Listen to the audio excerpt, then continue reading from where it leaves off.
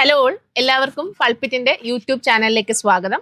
Notification വന്ന ദിവസമാണ്, അതുകൊണ്ട് തന്നെയാണ് അതിന്റെ ഒരു സന്തോഷത്തിൽ കൂടിയാണ് നമ്മൾ ഇന്നിവിടെ ഒത്തൊരുമിച്ച് കൂടിയിരിക്കുന്നത്. കോറും ജനറൽ പേപ്പറും സെപ്റ്റംബറിൽ തന്നെ പൾപിറ്റിൽ ക്ലാസ് തുടങ്ങിയിട്ടുണ്ട്. നമ്മുടെ സ്റ്റുഡന്റ് കമ്മ്യൂണിറ്റിയിലുള്ളവരും ഇനി അഡ്മിഷൻ എടുക്കാൻ ആഗ്രഹിക്കുന്നവരുടെയും മൈൻഡിലുള്ള കുറെ കൺസേൺസ് ആണ് നമ്മൾ ഇന്ന് അഡ്രസ് ചെയ്യുന്നത്. സോ നമ്മുടെ കൂടെ ഇന്നുള്ളത് നവോത്ഥാനം വളരെ ഗംഭീരമായിട്ട് കൈകാര്യം ചെയ്യുന്ന രഞ്ജിത് സാറും, അതുപോലെ തന്നെ CA ക്ലബ്ബ്, പൾപിറ്റിന്റെ സ്വന്തം CA ക്ലബ്ബ് നയിക്കുന്ന നമ്മുടെ GK ആൻഡ് CA ക്ലാസ്സുകൾ എടുക്കുന്ന ജയകൃഷ്ണൻ സാറുമാണ്. സാർ, അപ്പൊ നമുക്ക് നോട്ടിഫിക്കേഷൻ വന്നിട്ടുണ്ട്. ഇനി ഇന്റൻസീവ് ആയിട്ടുള്ള പഠനത്തിന്റെ നാളുകളാണ്. കോറിനെ പറ്റി നമ്മൾ പല വീഡിയോസും ചെയ്യുന്നുണ്ട്. ജനറൽ പേപ്പറിനെ പറ്റി കുറച്ച് സ്റ്റുഡൻസ് ചോദിക്കുന്ന കുറച്ച് കൺസേൺസ് ഞാൻ ചോദിച്ചോട്ടെ. ആദ്യം ഞാൻ രഞ്ജിത് സാറിലോട്ടാണ്. സർ, എൻറ്റയർലി ഡിഫറെന്റ് ട്രെൻഡാണ് ഇപ്പൊ കാണുന്നത്. പണ്ട് കുറച്ച് നവോത്ഥാന നായകന്മാരുടെ പേരും അവരുടെ വർക്കും അവരുടെ സംഘടനകളും ഒക്കെ പഠിച്ചുകൊണ്ട് നമ്മൾ പോയാൽ നമുക്ക് ഇത്തരത്തിലുള്ള ടീച്ചിങ് എക്സാംസിൽ നന്നായിട്ട് സ്കോർ ചെയ്യാൻ പറ്റുമായിരുന്നു. പക്ഷെ ഇപ്പം അടിമുടി മാറിയിരിക്കുന്നു ടീച്ചിങ് എക്സാംസിന്റെ നവോത്ഥാനം. എങ്ങനെ പഠിക്കണം, എവിടെ നിന്ന് തുടങ്ങണം? കോമ്പറ്റേറ്റീവ് എക്സാമിനേഷനുമായി ബന്ധപ്പെട്ട് ഏറ്റവും ലേറ്റസ്റ്റ് ആയിട്ട് ഉദ്യോഗാർത്ഥികൾക്ക് അവർക്ക് അറിയാൻ വയ്യാത്തൊരു മേഖല എങ്ങനെ പഠിക്കണം, അത് ഏറ്റവും നിർണായകമായ ഒരു ഭാഗമാണ്. ട്രെൻഡ് അനലൈസ് ചെയ്ത് പഠിച്ചെങ്കിൽ മാത്രമേ നമുക്ക് ആ മത്സര പരീക്ഷ ക്രാക്ക് ചെയ്യാൻ സാധിക്കും. അപ്പൊ ആ ട്രെൻഡ് സെറ്റ് ചെയ്യുക എന്ന് പറഞ്ഞാൽ ഏറ്റവും ലേറ്റസ്റ്റ് ആയി ചോദിച്ചേക്കുന്ന സ്റ്റേറ്റ്മെന്റ് ടൈപ്പ് ക്വസ്റ്റ്യൻ, അതും വെറും ഡയറക്റ്റ് ചോദ്യമല്ല, സ്റ്റേറ്റ്മെന്റ് ക്വസ്റ്റ്യൻ ചോദ്യങ്ങൾ പഠിച്ചെങ്കിൽ മാത്രമേ നമുക്ക് എങ്കിൽ മാത്രമേ ആ ട്രെൻഡ് അനലൈസ് ചെയ്യാൻ സാധിക്കൂ. ആ ട്രെൻഡ് അനലൈസ് ചെയ്തതിനു ശേഷം നമ്മുടെ സിലബസ് പ്രകാരമുള്ള കണ്ടന്റ്, സിലബസിൽ ഓരോ റിനൈസൻസ് ലീഡേഴ്സിനെയും ഓരോ നവോത്ഥാന വനിതകളെയൊക്കെ ഡീറ്റെയിൽ ആയിട്ട് ഓരോ വ്യക്തികളുടെ ഇൻഡിവിജ്വൽ ആയിട്ടാണ് കൊടുത്തേക്കുന്നത്. അപ്പൊ നമുക്ക് വേണ്ടതും അത് തന്നെയാണ്. റാൻഡമായി ഒരു 10 മണിക്കൂർ അല്ലെങ്കിൽ 15 മണിക്കൂർ കണ്ടന്റ് PYQ മുഴുവനായി പഠിക്കുക എന്നുള്ളതല്ല, മറിച്ച് അതെ പഴയ പാറ്റേൺ ആണ്. ആ പഴയ പാറ്റേണിൽ നിന്ന് വ്യത്യസ്തമായി പുതിയ പാറ്റേൺ നമ്മൾ പഠിക്കുമ്പോൾ ട്രെൻഡ് അനലൈസ് ചെയ്യുക എന്നുള്ളതാണ്. ട്രെൻഡ് എന്ന് പറഞ്ഞാൽ സ്റ്റേറ്റ്മെന്റ് ആണ്. സ്റ്റേറ്റ്മെന്റ് ടൈപ്പ് ഡിഫിക്കൽട്ടി ക്വസ്റ്റ്യൻസ് തന്നെയാണ് ഇപ്പൊ കഴിഞ്ഞു പോയ HSIയിലും ഒക്കെ നമ്മളത് കണ്ടിട്ടുണ്ടായിരുന്നു. HSIയിൽ നിന്ന് വളരെ വ്യത്യസ്തമായിട്ട് HSSTക്ക് കറക്റ്റ് സിലബസ് കൂടി അല്ലേ? HSIയുടെ സിലബസ് എന്ന് പറഞ്ഞാൽ അവിടെ റാൻഡമായി കൊടുത്തേക്കുവാണ്, റിനൈസൻസ് പഠിക്കണം. പക്ഷെ HSSTയിൽ വളരെ സ്പെസിഫിക് ആയിട്ട് സിലബസ് ആഡ് ചെയ്തിട്ടുണ്ട്. സിലബസിൽ ഓരോ നവോത്ഥാന നായകന്മാരുടെ പേരുൾപ്പെടെ literary figure, role of present Kerala renaissance എന്ന ഒരു ഹെഡിങ്ങോട് കൂടി തന്നെ കൊടുത്തിട്ടുണ്ട്. ഒപ്പം HSST ഇംഗ്ലീഷ് ആകുമ്പോൾ അവിടെ ലിറ്ററേച്ചർ ബേസ് ചെയ്തിട്ടുള്ള നവോത്ഥാന ക്വസ്റ്റ്യൻസിന് വളരെ ഇമ്പോർട്ടന്റ് ഉണ്ട്. സാർ, എത്ര മണിക്കൂർ ജനറൽ ഇപ്പം നമ്മുടെ സ്റ്റുഡൻസ് ഇനി ഇപ്പൊ നോട്ടിഫിക്കേഷൻ വന്നല്ലോ, നമ്മുടെ അല്ല പൊതുവായ സ്റ്റുഡൻസ് ഒക്കെ കുറച്ചധികം സമയം തന്നെ ഇനി ഇൻവെസ്റ്റ് ചെയ്യും. ജോലിക്ക് പോകുന്നവരൊക്കെ ലീവ് എടുത്ത് കംപ്ലീറ്റ് സ്റ്റഡിയിലേക്ക് മാറുന്ന ഒരു പ്രവണതയുണ്ട്. 8 മണിക്കൂർ അവർ പഠിക്കുന്നു എന്നിരിക്കട്ടെ, കോറ് ഒരുപാട് പഠിക്കാനുണ്ട്. 140ഓളം വർക്കുകളുമായിട്ട് നമ്മൾ മല്ലിട്ട ഒരു വലിയ കോഴ്സ് തന്നെ നമ്മൾ അണിയറയിൽ നിങ്ങൾക്ക് വേണ്ടി ഒരുക്കിയിട്ടുണ്ട്. ഏറ്റവും ക്രിസ്പായിട്ട് തന്നെയാണ് കോറ് നമ്മൾ ഡീൽ ചെയ്തേക്കുന്നത്, എന്നാൽ ഡീറ്റെയിൽഡും ആണ്. സോ അങ്ങനെ ഒരു സ്റ്റഡി പ്ലാനിൽ 8 മണിക്കൂറിന്റെ ഒരു സ്റ്റഡി പ്ലാനിൽ എത്രമാത്രം പെർസെന്റേജ് നമ്മൾ മാറ്റിവെക്കണം, എത്ര മണിക്കൂർ നമ്മൾ ജനറൽ പേപ്പറിന് വേണ്ടി മാറ്റിവെക്കണം? അപ്പൊ ഒരു ഉദ്യോഗാർത്ഥി 8 മണിക്കൂർ അദ്ദേഹം പഠിക്കുന്നു. 8 മണിക്കൂർ പഠിക്കുവാണെങ്കിൽ നമുക്ക് ഏറ്റവും നിർണായകമായ മാർക്കാണല്ലോ ഈ പറയുന്ന ജനറൽ പേപ്പറിലെ, റിനൈസൻസിലെ, കോൺസ്റ്റിറ്റ്യൂഷനിലെ, കറണ്ട് അഫേഴ്സിലെ, GK പോർഷനിലെ നിർണായകമായ മാർക്കാണ്. ആ നിർണായകമായ മാർക്ക് സ്കോർ ചെയ്യുക എന്ന് പറഞ്ഞാൽ വളരെ ഇമ്പോർട്ടന്റ് ആയിട്ടുള്ള ഒരു ടൈം സ്പെൻഡ് ചെയ്യണം. അതിനുവേണ്ടി എല്ലാ ദിവസവും മിനിമം 2 മണിക്കൂർ സ്പെൻഡ് ചെയ്യുവാണെങ്കിൽ ഈ പറയുന്ന എത്ര മാർക്ക് ആയിക്കോട്ടെ, അത് GK portion, current affairs, renaissance, constitution ഉൾപ്പെടെയുള്ള ജനറൽ ടോപ്പിക്കിൽ എൻറ്റയർ മാർക്ക് നമുക്ക് സ്കോർ ചെയ്യാൻ പറ്റും. അതിൽ ഈ 2 മണിക്കൂറിൽ എത്രമാത്രം ഇനി CA ആൻഡ് GK കൊടുക്കേണ്ടി വരും എന്നുള്ളത് മറ്റൊരു ക്വസ്റ്റ്യൻ ആണ്, ബിക്കോസ് സിലബസ് ഇല്ല. അതെ, അതാണ് ഇതിലൊരു കൗതുകകരമായിട്ടുള്ള ഒരു കാര്യം എന്ന് പറയുന്നത്.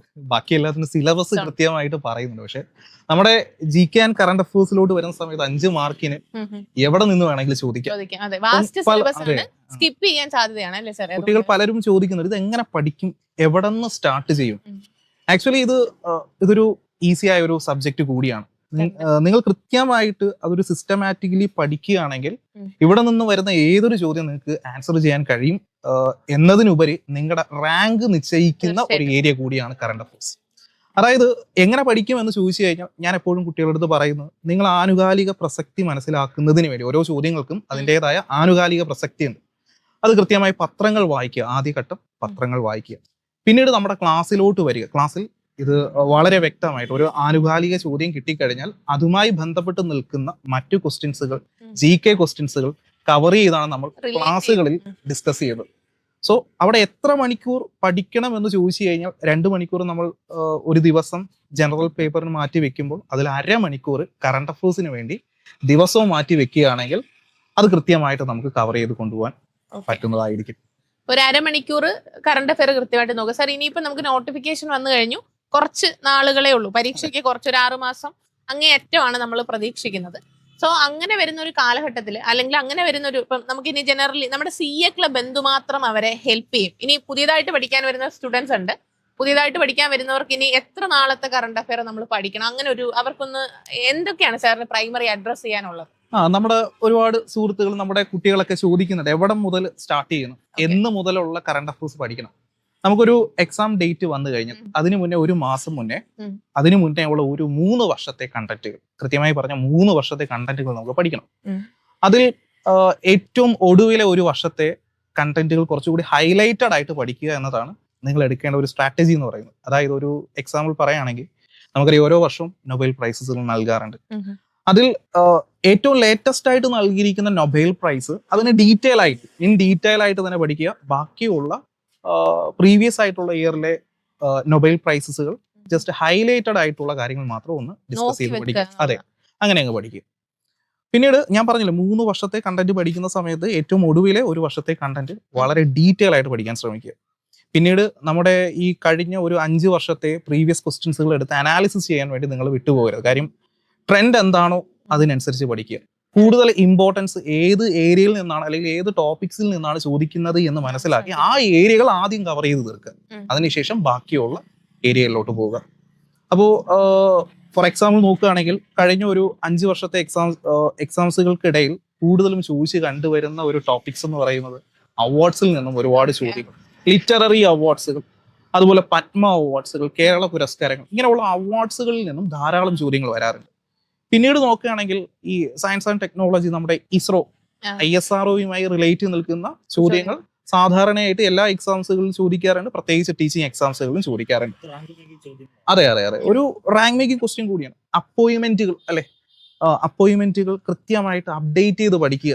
അപ്പൊ ഇങ്ങനെയുള്ള ഒരു സിസ്റ്റമാറ്റിക്കലി നമ്മൾ പഠിക്കുകയാണെങ്കിൽ നമുക്ക് ആ ടോപ്പിക്സുകൾ കവർ ചെയ്ത് തീർക്കുവാൻ വേണ്ടി കഴിയുന്നതായിരിക്കും. ഇനി നമ്മുടെ CA ക്ലബിലോട്ട് വരികയാണെങ്കിൽ, അവിടെ എന്താണ് സ്പെഷ്യാലിറ്റി എന്ന് ചോദിച്ചു കഴിഞ്ഞാൽ, ദിവസവുമുള്ള നമ്മുടെ ആനുകാലിക ചോദ്യങ്ങൾ വളരെ ക്ലിപ്സ് ആയിട്ട് നമ്മൾ അത് നിങ്ങളിലോട്ട് എത്തിക്കും. അതെ, കൂടാതെ ദിവസവും നിങ്ങളെ ഈ OMR ക്വസ്റ്റ്യൻസിലൂടെ പ്രാക്ടീസ് ചെയ്യുക എന്നത്, സ്റ്റേറ്റ്മെന്റ് മോഡലിലൂടെ ക്വസ്റ്റ്യൻസുകൾ തരിക എന്നതൊക്കെയാണ് നമ്മുടെ ഈ CA ക്ലബിന്റെ പ്രധാന ഒരു ലക്ഷ്യം. പിന്നെ പ്രത്യേകിച്ച് നമ്മുടെ ഈ കോഴ്സ് സ്റ്റാർട്ട് ചെയ്ത് ഒരു 3 മാസം അല്ലെങ്കിൽ ഒരു 4 മാസം കൊണ്ട് നമ്മുടെ സിലബസുകൾ നമ്മൾ കൃത്യമായിട്ട് കവർ ചെയ്ത് തീർക്കുന്നതായിരിക്കും. അതിനുശേഷം വരുന്ന നമ്മുടെ ഒരു ടൈം എന്ന് പറയുന്ന പ്രാക്ടീസാണ്. നമ്മൾ എത്രത്തോളം പഠിക്കുന്നു എന്നതിലല്ല, അത് എത്രത്തോളം റിവിഷൻ ചെയ്ത് എടുക്കുന്നു എന്നതാണ്. കാരണം നമ്മുടെ സിലബസ് വലുതാണ്. അപ്പൊ ആ സിലബസുകൾ എക്സാമിന് പോകുമ്പോൾ കൃത്യമായിട്ട് നമ്മുടെ മനസ്സിലോട്ട് ഉണ്ടായിരിക്കണം. എങ്കിൽ മാത്രമേ നമുക്ക് അവിടെ നല്ല രീതിയിൽ ഒരു പെർഫോമൻസ് എടുക്കാൻ കഴിയൂ. അപ്പൊ അതിനു വേണ്ടിയുള്ള ഒരു പ്രോപ്പറായിട്ടുള്ള ഒരു പ്രാക്ടീസ് സെഷൻ നമ്മുടെ ഗൂഗിൾ സാറിന്റെ നേതൃത്വത്തിൽ ഗൂഗിൾ സാർ ആണ് കൃത്യമായിട്ട്, അതായത് എല്ലാ 2 ആഴ്ച എന്ത് പഠിപ്പിക്കുന്നത്, കോറും ജനറലും അധ്യാപകർ പഠിപ്പിച്ച് മാറ്റുന്നത്, എല്ലാ ഓൾട്ടർനേറ്റീവ് വെള്ളിയാഴ്ചകളിലും സാറിന്റെ ലൈവ് ഉണ്ട്. ഈവൻ CA ക്ലബിലെ ക്വസ്റ്റ്യൻസ് വരെ നമ്മൾ അവിടെ വർക്ക്ഔട്ട് ചെയ്യിക്കുന്നുണ്ട്. എല്ലാ മാസവും ഒരു വലിയ 100, ഇപ്പം നമ്മൾ ബേസിക് ക്വസ്റ്റ്യൻസ് അപ്പാക്കുന്നുണ്ട്.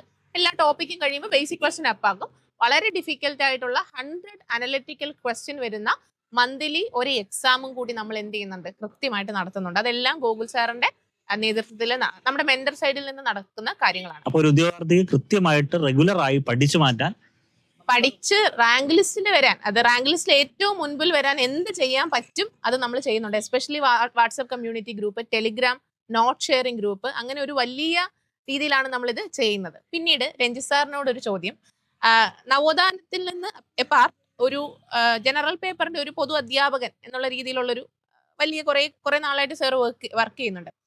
പലപ്പോഴും നമ്മൾ കോറിൽ വളരെ ഒരുപാട് കഷ്ടപ്പെട്ട് പഠിപ്പിച്ചിട്ടാണ്, അതായത് കഷ്ടപ്പെട്ട് ഇൻ ദ സെൻസ് 140ഓളം വർക്കുകളുണ്ട്. വർക്ക് നമ്മൾ വളരെ നന്നായിട്ട് പഠിപ്പിച്ചിട്ട് ഇവരെ വിടുകയും എക്സാം ഹാളിലോട്ട് ചെന്ന് കഴിയുമ്പോൾ ഇവർ ഈ സ്കോർ ചെയ്തത് ജനറൽ പേപ്പറിൽ നെഗറ്റീവ് നന്നായിട്ട് വരുത്തി കളയുന്ന ഒരു പ്രവണത, അത് HSIക്ക് വ്യാപകമായിട്ട്, HSI ഇംഗ്ലീഷിന് മാത്രമല്ല HSIയുടെ മറ്റ് അനവധി സബ്ജക്റ്റുകളിൽ നമ്മൾ വ്യാപകമായിട്ട് കാണുകയും ഉണ്ടായി.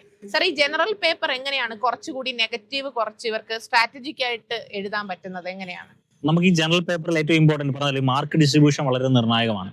അപ്പോൾ ഒരു നമ്മുടെ കോർ സബ്ജക്ട് നമ്മൾ എത്രമാത്രം കഷ്ടപ്പെടാമോ അത്രത്തോളം കഷ്ടപ്പെട്ട് പഠിച്ചു മാറ്റിയ കോറിൽ നിന്നായിരിക്കും ഈ നെഗറ്റീവ് പോകുന്നത്. അതായത് നമ്മൾ കോറിൽ സ്കോർ ചെയ്യുന്ന എത്ര മാർക്കുണ്ടോ അത്രയും മാർക്ക് നമ്മൾ സ്കോർ ചെയ്തു, സേഫായി നമ്മൾ സ്കോർ ചെയ്തു. ദെൻ അതിനുശേഷം ഈ പറയുന്ന റിനൈസൻസിലേക്കോ കോൺസ്റ്റിറ്റ്യൂഷനിലേക്കോ ഈ കറണ്ട് അഫയേഴ്സിലേക്ക് വരുമ്പോൾ നമുക്കത് ആ സിസ്റ്റമാറ്റിക് ആയ രീതിയിൽ അത് പഠിച്ചില്ല എങ്കിൽ അവിടെ നെഗറ്റീവ് ഉണ്ടാവും. ആ നെഗറ്റീവ് മാർക്ക് നമ്മുടെ കോർ സബ്ജക്റ്റിൽ നമ്മൾ സ്കോർ ചെയ്ത മാർക്കിനെ കുറയ്ക്കും. അതാണ് മിക്ക ഉദ്യോഗാർത്ഥികളുടെയും ഒരു പോരായ്മ, അല്ലെങ്കിൽ സംഭവിക്കുന്ന ഒരു സത്യാവസ്ഥ ഇതാണ്. അപ്പൊ അത് ഒഴിവാക്കാൻ വേണ്ടി നമ്മൾ ചെയ്യുന്നത് ഒരു ക്ലാസ് ബേസ്, അതായത് സ്പെസിഫിക് ആയിട്ട് ക്ലാസ് കണ്ടന്റ് കൊടുക്കും. അതല്ലാതെ റാൻഡമായി ഒരു 15 മണിക്കൂർ ഫുള്ള് കേരള ഹിസ്റ്ററി റിനൈസൻസ് എന്ന ലേബൽ അല്ലാതെ അത് പഴയ പാറ്റേൺ ആണ്. മിക്ക പ്ലാറ്റ്ഫോമും അത് തന്നെയാണ് ഫോളോ ചെയ്യുന്നത്. അപ്പൊ അതിൽ നിന്നെല്ലാം വ്യത്യസ്തമായി നമ്മൾ ചെയ്യുന്നത് ഏറ്റവും സിലബസ് പ്രകാരമുള്ള ട്രെൻഡിങ് ആയിട്ടുള്ള ഏരിയ സ്പെസിഫിക് ആയിട്ട് ഓരോ നവോത്ഥാന നായകന്മാരെ, നവോത്ഥാന നായികമാരെ ഡീറ്റെയിൽ ആയിട്ട് നമ്മൾ ഡിസ്കസ് ചെയ്യും. അതിനുശേഷം അതിന് ഓരോ ക്ലാസ്സിനും ശേഷം നമ്മൾ ടെസ്റ്റ് സീരീസ് കണ്ടക്ട് ചെയ്യും. ആ റിനൈസൻസുമായി ബന്ധപ്പെട്ട ടെസ്റ്റ് സീരീസ്. ഇപ്പൊ കറണ്ട് അഫയേഴ്സ്, ജയകൃഷ്ണൻ സാറിന്റെ കറണ്ട് അഫയേഴ്സ് മേഖലയാണെങ്കിൽ ക്ലാസ്സിനോടൊപ്പം തന്നെ മെന്റർഷിപ്പോട് കൂടിയ ലൈവ് ഉണ്ട്, അതിനുശേഷം എക്സാം ഉണ്ട്. അപ്പൊ ഇതെല്ലാം ചെയ്യുമ്പം നമുക്ക് പരമാവധി എന്ത് ഒഴിവാക്കാൻ പറ്റും? നെഗറ്റീവ് ഒഴിവാക്കാൻ പറ്റും. ഏറ്റവും പ്രധാനപ്പെട്ട ഘടകം എന്ന് പറഞ്ഞാൽ പരീക്ഷ എഴുതിയാണ് നമുക്ക് എന്ത് കുറയ്ക്കാൻ പറ്റുന്നത്? നെഗറ്റീവ് കുറയ്ക്കാൻ പറ്റും. മോക്ക് ടെസ്റ്റുകൾ എഴുതിയാണ് നമുക്ക് നെഗറ്റീവ് കുറയ്ക്കാൻ പറ്റുന്നത്. നമ്മുടെ ജനറൽ പേപ്പർ അധ്യാപകരുടെ നേതൃത്വത്തിൽ 15ഓളം സെറ്റ് മോഡൽ ക്വസ്റ്റ്യൻസ് ആണ് അവർ നമുക്ക് എക്സാം അടുപ്പിക്കുന്ന ദിവസം നമ്മളത് ഇന്റൻസീവായിട്ട് ലൈവുകളിൽ തന്നെ നമുക്കത് വർക്ക്ഔട്ട് ചെയ്യിക്കാം. അതുപോലെ തന്നെ ജനറൽ പേപ്പറിന് വേണ്ടിയിട്ട് ഈ നെഗറ്റീവ് ഒഴിവാക്കാൻ നമ്മൾ പുറത്തുനിന്ന് ഒരു അധ്യാപകനെ, വളരെ എക്സ്പേർട്ട് ആയിട്ടുള്ള നെഗറ്റീവ് ടാക്കിൾ ചെയ്യുന്ന, സിവിൽ സർവീസിനൊക്കെ അങ്ങനത്തെ സെഷൻസ് ഉണ്ട്, അത് ഹാൻഡിൽ ചെയ്യുന്ന അധ്യാപകരെ കൊണ്ടുവന്ന് ഒരു സെഷൻ നിങ്ങൾക്ക് എക്സാം അടുപ്പിച്ച് നടത്തുന്നുണ്ട്. സോ ഇപ്പൊ നമ്മൾ നടത്തുന്ന എക്സാംസിലൊക്കെ മോഡൽ എക്സാംസിൽ 100 മാർക്കിന് നടത്തുന്ന എക്സാംസിൽ 85-90 റേഞ്ചാണ് സ്റ്റുഡൻസ് വാങ്ങിച്ചുകൊണ്ടിരിക്കുന്നത്. അപ്പം നിങ്ങൾക്ക് ഈ ഒരു കമ്മ്യൂണിറ്റിയുടെ ഭാഗം ആവുകയാണെങ്കിൽ കൃത്യമായിട്ട് ആ കോമ്പറ്റീഷൻ മനസ്സിലാക്കാനും ഒക്കെ പറ്റും. പിന്നീട് നോട്ടിഫിക്കേഷൻ വന്ന പ്രിമൈസസിൽ കുറച്ച് കാര്യങ്ങൾ പറയാനുണ്ട്. ഒന്ന്, നമ്മൾ ഫീസ് ഒരുപാട് ഡൗൺ ചെയ്ത് വെച്ചിട്ടുണ്ട്. നോർമൽ ബാച്ച് ഉണ്ട്, ഗോൾഡ് ബാച്ച് പോകുന്നുണ്ട്, എക്സാം ഉള്ളി സീരീസുകൾ നമ്മൾ നടത്തുന്നുണ്ട്. നമ്മുടെ പ്രൊമോഷൻ വീഡിയോസ് ഒക്കെ ചെക്ക് ചെയ്താൽ നിങ്ങൾക്ക് മനസ്സിലാവും. അല്ലെങ്കിൽ തൊട്ട് താഴെ നമ്മുടെ വാട്സ്ആപ്പ് കമ്മ്യൂണിറ്റി ലിങ്ക് ഉണ്ട്, ഫ്രീ ഗ്രൂപ്പാണ്, അവിടെയും ഇതിന്റെ അപ്ഡേറ്റ്സുകൾ വരും.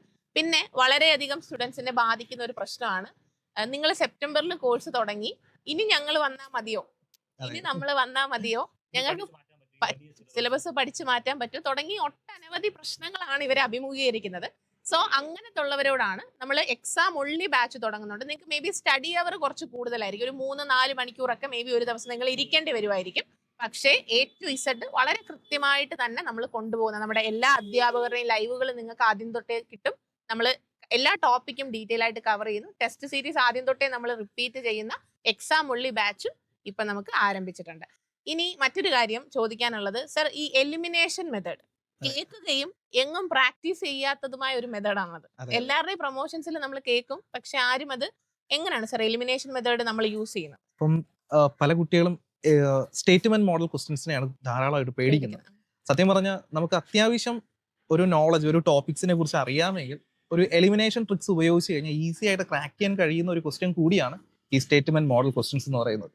സോ അവിടെ നിങ്ങൾ ചെയ്യേണ്ട ഒരു കാര്യം, നിങ്ങൾ പ്രാക്ടീസ് ചെയ്യുന്നതാണ്. നിങ്ങൾ എടുക്കുന്ന ഒരു ഗസ്സും നിങ്ങൾ എടുക്കുന്ന ആൻസറും അവിടെ കറക്റ്റ് ആകുന്നുണ്ടോ എന്ന് നിങ്ങൾ എങ്ങനെ മനസ്സിലാക്കും എന്ന് ചോദിച്ചാൽ അവിടെ പ്രാക്ടീസ് സെഷനിലൂടെ മാത്രമേ നമുക്ക് മനസ്സിലാക്കാൻ കഴിയുള്ളൂ. അതുപോലെ തന്നെ ഔട്ട് ഓഫ് ദി ബോക്സ്, അതെ, കഴിഞ്ഞ ടീച്ചിങ് എക്സാംസിനൊക്കെ ഒരുപാട് ഔട്ട് ഓഫ് സിലബസ് ക്വസ്റ്റ്യൻസ് ചോദിച്ചിട്ടുണ്ട്. അത് പല ഉദ്യോഗാർത്ഥികൾക്കും ഒരു പേടിയാണ്. കാരണം ഔട്ട് ഓഫ് സിലബസിൽ നിന്ന് 1-2 ചോദ്യം വന്നാൽ ഞങ്ങൾ എന്ത് ചെയ്യും? വലിയൊരു പ്രശ്നം എന്ന് പറഞ്ഞു കഴിഞ്ഞാൽ എക്സാമിന്റെ ആദ്യത്തെ ചോദ്യം തന്നെ ഒരു ഔട്ട് ഓഫ് സിലബസ് ആയിരിക്കും. ആദ്യം കാണുന്ന 2-3 ക്വസ്റ്റ്യൻസ് തന്നെ അവരുടെ ഒരു കോൺഫിഡൻസ് ലെവല് താഴോട്ട് പോകാൻ സാധ്യതയുള്ള ഒരു കാര്യം കൂടിയാണ്. അപ്പൊ അവിടെ പേടിക്കേണ്ട ഒരു കാര്യമൊന്നുമില്ല. കാര്യം ഔട്ട് ഓഫ് സിലബസിൽ നിന്നുള്ള ഒരു ചോദ്യം ഒരു PSC ഒരു എക്സാമിന് ചോദിക്കുന്നുണ്ടെങ്കിൽ അത് ഉറപ്പായിട്ടും ഡിലീഷനിലോട്ട് പോകാനാണ് സാധ്യത. സോ നിങ്ങൾ ആ ക്വസ്റ്റ്യൻ സ്കിപ്പ് ചെയ്യുക, അതിനുശേഷം അടുത്തൊരു ക്വസ്റ്റ്യനിലോട്ട് വരിക. അപ്പൊ നമ്മുടെ മത്സര പരീക്ഷയുടെ ജനറൽ പേപ്പറിൽ എത്ര പോർഷൻ ആയിക്കോട്ടെ, അത് കോൺസ്റ്റിറ്റ്യൂഷൻ ആയിക്കോട്ടെ, കറണ്ട് അഫയേഴ്സ് ആയിക്കോട്ടെ, റിനൈസൻസ് ആയിക്കോട്ടെ, നിങ്ങൾ പേടിക്കേണ്ട ആവശ്യമേ ഇല്ല. ഉഷാറായി പഠിക്കുക, ഒപ്പം കൂടുക. എല്ലാവിധ ആശംസകളും.